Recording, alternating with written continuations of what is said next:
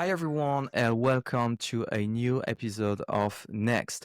Today, we're diving into how to drive digital transformation in large organizations, tackling challenges, aligning with strategic goals, and rallying people around change. But we'll also look ahead to the growing role of AI as an answer engine and what that means for brand content creation.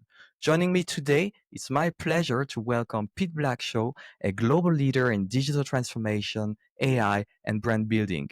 I had the pleasure of knowing Pete for years as we worked together at Nestlé, where we both shared a deep passion for driving digital change. Pete has an impressive track record from transforming global digital strategies at P&G, being global head of digital at Nestlé, to now leading his own AI-driven startup, BrandRank.AI. We'll explore together his past, the evolution of digital and brand building, and how leaders can stay ahead in a fast changing world. It's going to be insightful and inspiring. So let's jump in. Pete, welcome to NeCXt. And to start with, could you share a bit about your journey from your early career to founding BrandRank.AI, and how did your experience in the digital and AI space shape the mission of BrandRank.AI? Yeah. Well, first off, thanks for inviting me and good to reconnect. I have so many fond memories of us working together at Nestle. And it's been fun on this startup journey. I don't feel like I've really reconnected with a lot of old friends who are customers, partners, and the like. My background is a bit of a mix between the big and the small. Been a change agent in large enterprises like Procter and Gamble, where I created their first interactive marketing team. Nielsen, where I sold a company to when I sold my first startup to Nielsen, and also at Nestle, where I got to know you, kind of running digital and social media, innovation, did a lot of training at scale with young leaders. And so it's a bit of a flywheel between, the big companies and the small companies. And even when I was at Nestle, I spent a lot of time trying to figure out how we could better partner with startups, ran the Silicon Valley outpost. So I've always believed that companies can move faster if they get more externally focused with the incredible innovation that's out there. I've always been a bit of a trust nut. So I've always been really obsessed with consumer trust. I do think that's the currency of effective advertising and marketing. And we lose sight of it as we pursue our ROI objectives and targeted advertising. And I've always tried to keep that very central. So the first startup that I built after I left P&G was called Planet Feedback, which was one of the first trust intermediaries. We kind of empowered consumers to complain or give compliments to companies. And then we monetized the data and sold it back to companies. And that was, pretty successful. We sold that to Nielsen.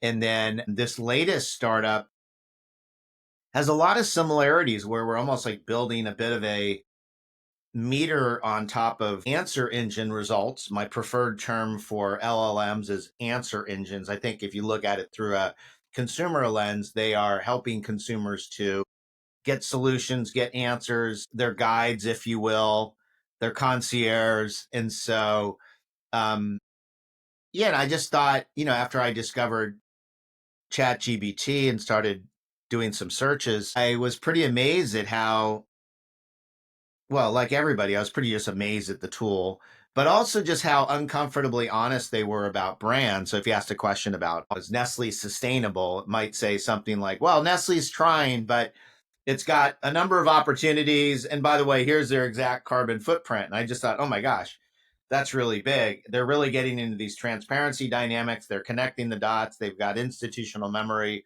Someone needs to meter that and create a currency in the marketplace, and hence brand rank. And what we do is we measure what all the LLMs, the answer engines, are saying about brands, good or bad. And we focus on three primary metrics: visibility. Do you show up? So if I say, who's the best consultant in marketing in Switzerland? Will David show up first? Will you even be part of that mix? Not yet, So that's but I'm visibility. working The on other it. one is vulnerability. Might say, should I trust David? And it might say, oh boy, he's got bad background. It's like he blah, blah, blah. And then, so, or it may have complete hallucinations about you. And then content readiness is the third metric, which is like, just how do you market to algorithms? And I think that is one of the most important. I used to say that a lot when I was at Nestle, but it's more important than ever. Like, how do you fundamentally market to a world of algorithms that are now becoming the agents of like how your brand is marketed? So yeah, that's where I'm at. I've been at it for about a year. I'm having a blast. It's kind of like startups are, you pay yourself a third of what you're paying in your previous job, and it's very milestone driven, but it's been fun and I love the model and we're growing fast. And I'm just in the process of raising money from bigger investors. So fingers crossed. Finger crossed. Thank you very much for the very transparent background and sharing your journey. We'll come back to BrandRank.AI and to this notion of answering engine and relation to content. But before that, you mentioned in your career that you also have that agency background, and not every digital leader has that. So having worked both in an agency and corporate environment, what unique insights did you gain from your agency life that have shaped your approach to digital strategy in both large organization and today in your own startup? Yeah, well, I wouldn't call it an agency, but it was a very service client focused enterprise. I mean, basically built a startup that provided services to major brands that measured what was being said about them on social media, but also gave them advice on how they can improve customer service and the like. So, yeah, we were almost like a startup agency to brands. But I think what I learned is, I mean, I learned a lot. I mean, just being agile, being flexible, trying to do more with less. Big companies are kind of almost a crisis of riches because they have so much money and sometimes you're maybe not as innovative. And with the startup, you need to kind of make every dollar Swiss franc scream. And you also just get really close to the customer because you're not really sure what you're selling. I mean, what I've always learned, it's big companies are very like, here's the plan, here's the strategy. But, in a startup, that's important. You got to be strategic, but you also have to be really pragmatic. And you do need to throw things on the wall. And you don't even know who your customer is. You don't know who your precise target is. And so you just have to go in there with a lot of humility and see whether you can build a business model against those areas where you get a lot of momentum. And I do think that's a strong agency client service mindset, and it's hard to do that in large companies because everybody wants the plan and they want the 12-month plan. And now we're in a world where, in the world of AI, 12 months is like 10 rotations around the sun. I mean, it's just like a lot of, I mean, the world moves very, very fast. Yeah. So listening to you, agility, flexibility, humility are things, and service orientation that you're taking out of these days, and that are also helping you and help you in your career. I'd like to come back to Nestle and how you brought that transformation and change within a huge company. During your time there, you led some major transformative initiatives in digital and social media, including the creation of one of the first command center, an international network of digital acceleration team. So what were the biggest challenges you faced back then, and what strategic principles did you rely on to drive this innovation? When I was at Nestle, I was a change agent and I entered the company at a very unique historic moment where I think the outsider was unusually strategic to the company. And the important history is, shortly before my arriving, Nestle had been brought to their knees by, kind of an activist group or NGO, Greenpeace, Yeah. related to palm oil supply chain, an issue that remains very committed to. And they not only raised a complicated product issue, but they kind of highlighted how clumsy the company was in this new medium called social media. They didn't really know how to speak the language. And so it kind of was a bit of a meltdown. And I think there's that moment of truth where the big company throws their hands up and says, "We don't know what to do. And I'm not even sure we trust people on the inside. We need someone from the outside." And so I was there at the right time and I kind of came in And I was given a shocking level of license to just get things done without a lot of bureaucracy. And I was kind of surprised at how quickly, when I said, let's create a Silicon Valley outpost to really accelerate innovation, how quickly the executive board said, done. I was shocked at how quickly, when I decided to create that international digital acceleration program, they said, done. And a few other things that just moved faster. And so it's weird. Like, I think one of the important skills, even if you're in a large company, is like, how do you leverage your outsider status? I think people in the inside trust the outsiders more. Sometimes it's Yeah. that comes in with the big plan. In other cases, it might be a leader. Now, it's a difficult dance because no matter how much leadership runway you think you have, you still have to build coalitions, you still have to build trust. And so you have to be an influencer. It's not like you can wave a magic wand and say, the people in the center say you have to do this. They'll just look at you and ignore you. And so you have to be really shrewd at like inspiring them. I know inspiration sometimes is seen as kind of a squishy word, but it is really important when you're trying to motivate people to follow. And if you can find opportunities to bring real economies of scale, and in my case, everybody was dabbling in Facebook, but there really wasn't a coordinated effort. And so it's not that we centralized media spend, but we figured out a way of ensuring that that incredible network called Nestle recirculated learning. And that was real powerful. In fact, we used internal social media. First it was Salesforce Chatter, then it was, Facebook Workplace to enable that dissemination. So, but that was like a really interesting experience. And I think in the world of AI, a lot of the new principles, I mean, for those listening to this that are trying to figure out how the hell do I influence the large organization to Exactly. move fast, because AI is really putting a massive premium on crazy levels of speed. It's also interesting. It's also introducing much more complicated issues. I mean, the reality is that organizations just are not going to need as many people as they did in the past in the world of AI. So how do you lead with optimism when everyone's paranoid? Yeah. And that's going to be really, really hard. I mean, trust is going to be more important than ever. And I see a lot of that. I see a lot of very strong leadership on the Nestle side and in other companies really trying to build that trust with employees as they drive a very aggressive change agenda. Thank you. Thank you very much. And I think this answer is very interesting also to many leaders listening to us. You mentioned trust, inspiration, having a vision and convince people. As you know, one of the biggest hurdles for digital leaders nowadays is about convincing senior management to invest in transformation. So I think you gave many people some insights. Do you have any other insights or tips or significant obstacles you face in this area and how you successfully navigate to change actually and to drive adoption? I think my most important tip is to learn how to manage, not resolve tensions. And I wrote an article on Ad Age to that effect. I said leadership in the digital age is about managing, not resolving tensions. And I think in large organizations, we have a tendency of really wanting a defined truth, or to resolve A or B. It's either this or that. And the reality is that, like in the world of digital and the world of AI, things are just more complicated.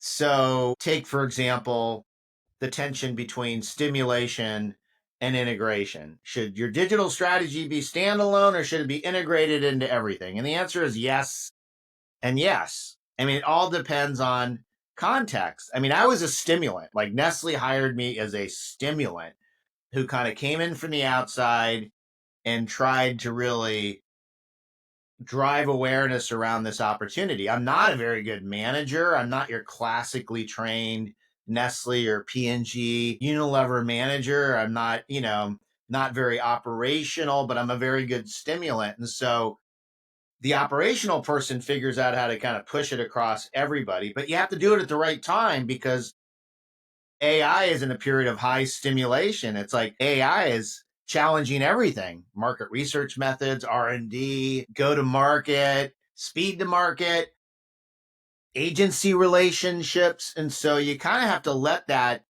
open up a little bit and then think about, okay, how do you kind of scale it? So that's one tension: stimulation versus an integration. Another one is scale versus agility. And big companies we obsess with, sometimes we're too early in saying, oh, there's a new capability. Let's do a massive RFP and try to pick the best one, when in fact the space is still unfolding and defining itself. And sometimes you do want to get that learning from that non-scalable startup that just is right on the money, but they're not kind of built for scale. So it's a bit challenge. ROI versus intuition. Sometimes companies just go to the extreme to figure out ROI, when in fact you don't need an ROI analysis to find the bathroom. And I think there's just like a lot of areas where I think sometimes companies need to just get, and leaders need to just be much, much more intuitive. So I guess that's a long-winded way of saying, I just think there's a lot of tensions that you may need to manage in the AI world. Innovation versus regulation, right? I mean, you can pretty much do anything with AI, but it definitely raises a lot of questions. Like, regulation hasn't even caught up with AI, certainly not in the US, maybe a little bit more in Europe. I'm not sure, but yeah, but leaders are going to have to manage this tension, and it's going to be really, really tricky. Efficiency versus employment. It's like that's going to be hard, maybe harder in Europe, where there are more protections in place, and yet AI is this unstoppable efficiency steroid. So let's deep dive a little bit more into AI. So we understand this is, I guess, in your opinion, the new must-win battle. This is the biggest evolution over the past years. You spoke a lot about it as being used as an answering engine rather than traditional search engines. What implication does this shift have for how brands should approach their content strategy moving forward? Yeah.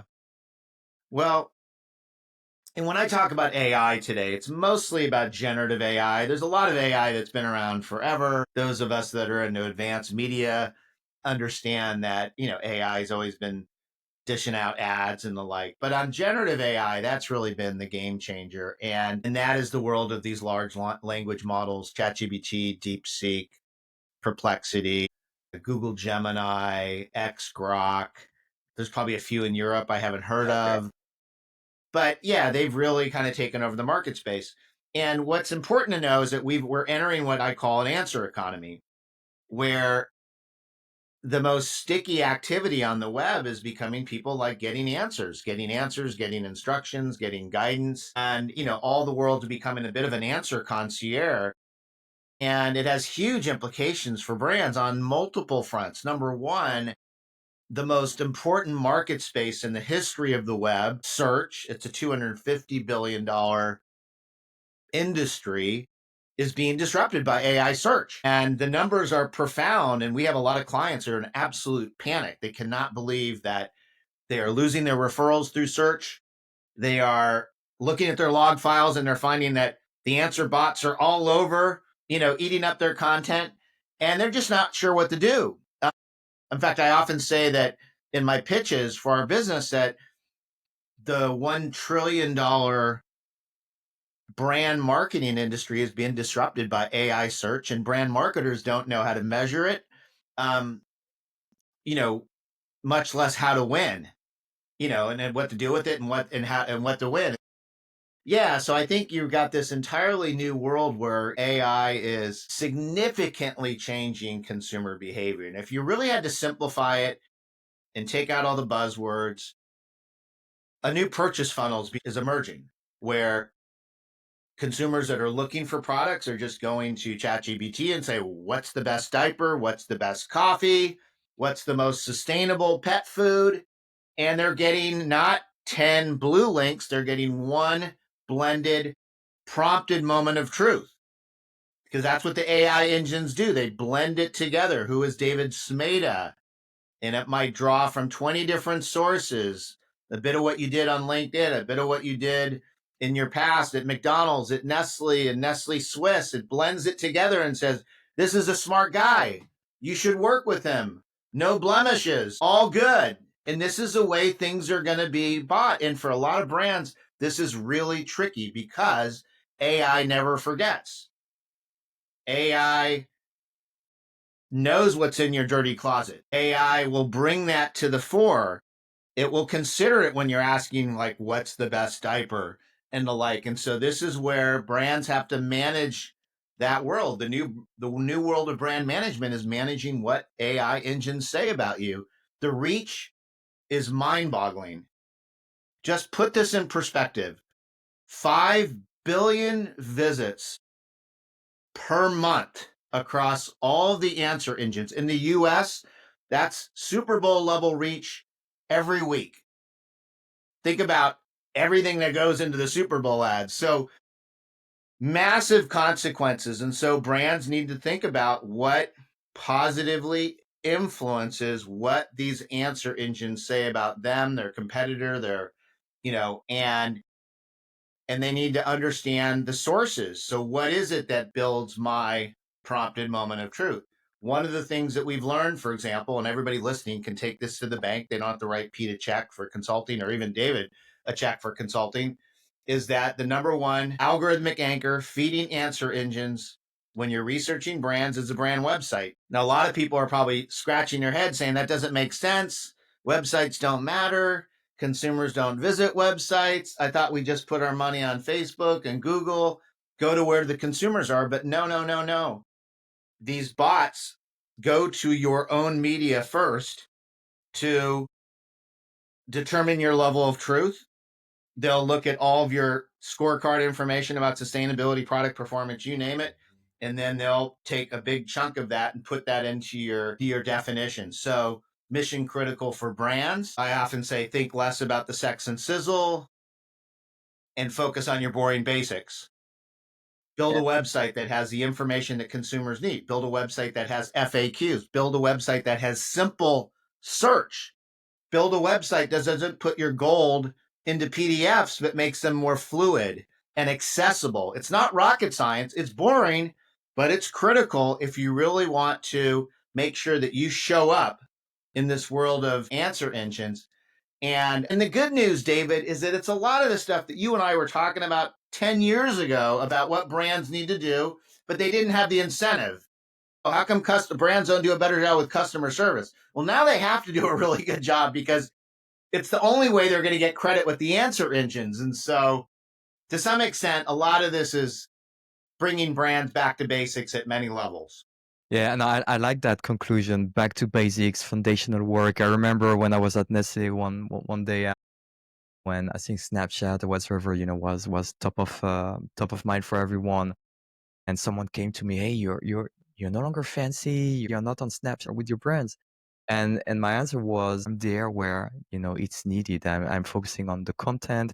I'm developing the website. I want to be present where people look for me on search engines, and I need to set up the foundation first, and then we'll go, progressively, and expand the reach. But you're totally right. Foundation work is now more important than ever, and we have, maybe as brands, the right incentives to do that. So you founded BrandRank.AI to help brands navigate exactly this new era of the answer economy.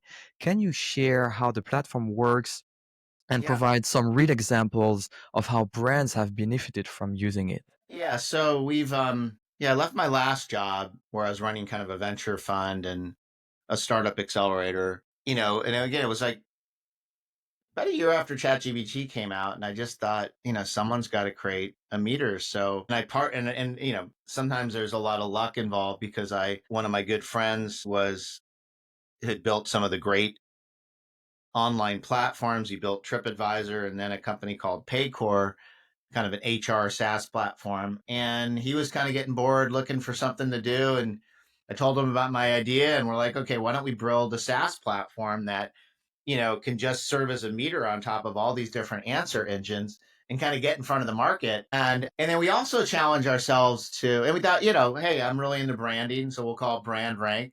The tagline was prompting your brand truth. So it's kind of exactly like, it's like, um, and so, and I think everybody kind of intuitively got it, like, oh yeah, Yeah. I think I need to know what AI is saying.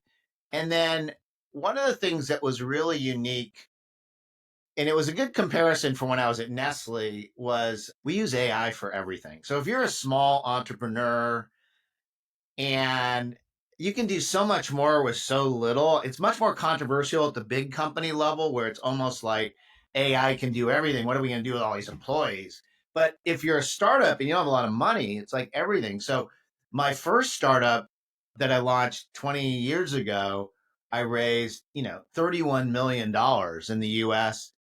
And that was like within the first 6 months, and people are just raising obscene amount of monies, and everything costs a lot of money to do. Just to host a website would cost you $1 million a year. Today in the AI world, like you can just, I raised 1.2 million, and we still have a lot of cash in the bank, and we're bringing in real revenue. So it's kind of a different world where, and what I did is I brought in some really smart angel investors who generally were hands off with the founders of like, we know you, Pete, we know your track record, here's our money, use us if helpful, but just run. Sheryl Sandberg's my biggest investor, who I've known all the way since business school, worked with her a lot when I was with Nestle, helping her build that ad model. John Pepper, who's the former CEO of P&G, and one of my personal idols, one of my leadership, icons that I think about all the time. And we started, just doing some basic audits with brands. Sometimes we do it for free just to get their attention, get them Hmm. to lean in. Yeah. And then they'd say, oh, well, we want to dig a little deeper. Can you compare us to competitors? So we do a pilot. And then we'd ultimately, when we got our platform out, we, we'd sell them subscription, because the model that we're building is based on selling subscription. Obviously, you need scalable software to be taken seriously as a tech company, as opposed to a service company. And some of the projects we did were really interesting. We did some work with Nestle. I mean, I'm still very close to Nestle, and I love the fact that they challenge us on sustainability. What are brands saying about sustainability? I do think there's real conviction and desire to kind of get that right. And I don't think there's any, there's very kind of, sincere effort. So we did some work with Nestle Canada in that area. I spoke on Earth Day, and then that led to some additional work. Then we brought in some projects from companies like P&G, and without naming names, we brought in a lot of players that are just very curious. And some of it was a little bit like, we want to audit, but along the way, we want you to teach us about AI, like I'm doing on this podcast. And I do get a lot of requests for that. And it's good for business because I get that, it's almost like a 1-2 punch. But yeah, we're metering, we're metering, and it's been really, really interesting. I couldn't imagine, I hope to God it's successful, but I couldn't imagine a business model that is just more interesting. And all the AI engines think differently. They have different priorities. They're the world's greatest BS detectors. And I kind of like that. I like to start from vulnerability. So they do Yeah. really, like certain types of social media monitoring, they do kind of start from those exposure areas. So yeah, we've been running the market. I think we're up to about 45 brands.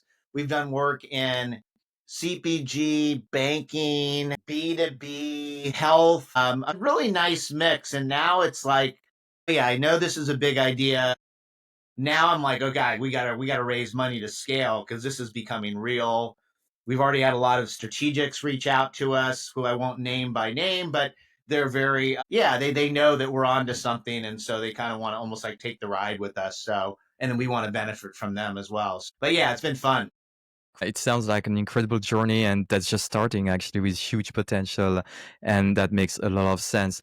I'd like to come back to something that we shared years ago. I remember a lunch we had a while back, and you asked me back then what kept me up at night regarding digital transformation. And I remember we both shared the same fear, which was waking up one day and realizing we'd been left behind. And I know this is a sentiment that many digital leaders and CMOs can relate to. I personally often tell them that curiosity, passion is amongst other what keep me personally ahead of the curve. But I'd love to hear from you. How do you stay alert and aware of the constant digital evolution? And what advice would you give our listeners on how to cope with this never ending change? Yeah, listen, I mean, I think you nailed it. I mean, I think curiosity is really important. And and that's a complicated word to, like, to be a good manager. You don't want your employees to be too curious. They might go sideways, they might be divergent, they might go off plan. Every once in a while I hear somebody in an AI forum saying, but where's the strategy? And it's like, Exactly. I'm like, you'll find the strategy if you just start to explore, and you don't have to start with like the end point, but just AI is like the greatest gift to efficiency and exploring. And so I think, the most important thing is for all of us, even in our personal lives, to just understand what the capability is bringing to the table. Like I'm a pretty divergent thinker, as you can tell, and AI has been a great offset for me. It's like helping to organize my thinking. I almost have like quadrupled the superpower because I can not only come up with ideas, but I can turn an idea into a cogent business model thanks to AI without any expense. I can add concepts to it. I can do validation research. I can create personas that can interrogate the idea. You know, but it all started with curiosity. Is Nestle sustainable? Is Pampers trustworthy? And so people should just fire off a million prompts and just on anything, and they will immediately see where they can add value in a business context. Now, when I was at Nestle, I gave a TED talk at University of St. Gallen's, and it was called The Work-Life Advantage. And my argument was that the folks that do really well in digital are the ones that kind of experiment with digital in their personal lives, and then they immediately connect the dots. Now, never has that been more true than with AI. And really using these tools and everything in my personal life. I've written like 1,000 songs that I give to all my relatives for their birthday. They're AI generated songs that sound better than top 10 hits. And that gives me a lot of power when I go to work and sort of say, yes, we can do this marketing plan for a fraction. I'm creating videos. I've created a bot of Pete, you know, just out of my fun time. But now, if you go to my dashboard for a company, you will see a bot of Pete. And if you push a button, he'll speak to you in French, he'll speak to you in Italian, he'll speak to you. And I learned that in my personal life through my curiosity. Oh gosh, it's actually really easy to create an avatar that can create a better face to the consumer. So yeah, I think my big thing is that managers need to like empower their employees to test things. Don't let them go too sideways, but they need to create that room for exploration because everything in AI drives efficiency. It's not like they're messing with NFTs and crypto that may not ultimately add value. These are all ways of doing things better, faster, cheaper. So it's all upside. And you don't want to have a world where like the corporation is so sanitized and everybody's doing it on the outside. You got to figure out a balancing act. No, that's so true, and I think in digital more than any other industry, the best way to learn, I would say, is to put your hands in the dust and try and test and get used to it. We're getting to the end of this conversation. If there's one key insight you could leave our listeners with about the future of digital, what would it be? Something around AI, testing, being curious? You have the word. AI never forgets. And so if you're a brand builder, there's a real accountability principle here when someone can go to AI and just say, can I trust Pete Blackshaw?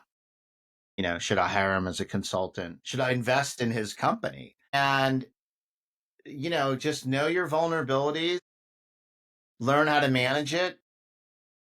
Assume if you're a big bullshitter, you're just not going to get away with it. You've got to be, to some extent, like AI is going to move everybody closer to the truth. And that may not always advantage brands. It may advantage your competitor and your personal brands at impact as well. We do a lot of work monitoring personal brands and so be mindful of that because the way choices are made, a lot of agents are going to go around looking for the best people. Someone's going to say, but I don't want anybody who's got anything negative. And they're just going to find that. And so just, you know, brand management is going to get a lot more complicated. But remember, there's a real accountability principle that's emerging and, know your truth. And if you know your truth, you're probably going to be better to market yourself or the brand that you represent. And I would also just say, stay curious. I mean, we're still like in the second inning or whatever the European metaphor is, like the first half of the football game, and there's a lot more innovation coming around the corner. And so eyes wide open, stay curious, and have a lot of fun. Sometimes the fun stuff is what makes us better managers.